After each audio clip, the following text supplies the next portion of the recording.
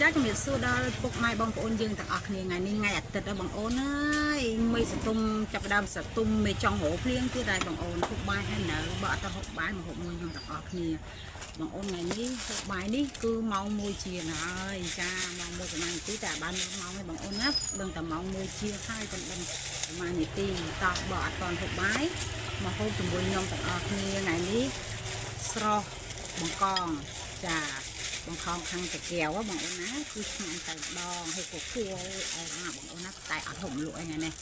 អត់សូវស្រួលពោះហ្នឹងណាសូវស្រួលពោះខ្ជិលហូបលក់ហូបបាយបានហើយហូបបាយបានហើយចានេះបង្កងតាកែវយើងបងប្អូនមើលគួរណាបង្កងឲ្យតែស្រស់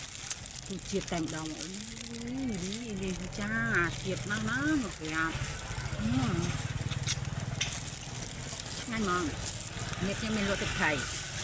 មានលក់ខ្លួនឯងហើយជាតិហ្មងហើយឆ្ងាញ់ទៀតអត់មានចេះតែនិយាយទេគឺឆ្ងាញ់តែម្ដងឆ្ងាញ់ណាស់មកដល់តែ 4000 នេះបងអូនបើយកជាឡូ1ឡូដូចខ្ញុំបាននិយាយវីដេអូខាងដើមអញ្ចឹង1ឡូមាន12ដបតម្លៃត្រឹមតែ38000រៀលមាន12ដបអញ្ចឹងបងអូន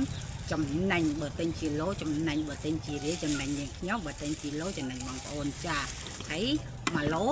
ក្នុង1ឡូ12ដតស្មើនឹងខ្ញុំលក់បាន48000ដល់ពេលបងប្អូនទិញក្នុង1ឡូតែ38000អញ្ចឹងបងប្អូនចំណេញបាន10000តែបើសម្រាប់នេះខ្ញុំលក់ឡូចំណេញបាន10000នេះគ្នាដែរណាហើយនេះមឹកបំពង់នេះពងតែម្ដងបងប្អូនណាថ្ងៃនេះគឺអត់ហូបបន្លែទេដល់សារអីពុះអត់សូវស្រួលទេបងប្អូនណាពុះអត់សូវស្រួល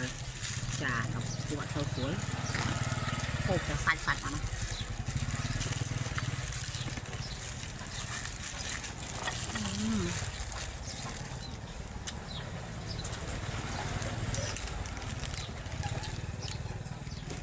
បុកពង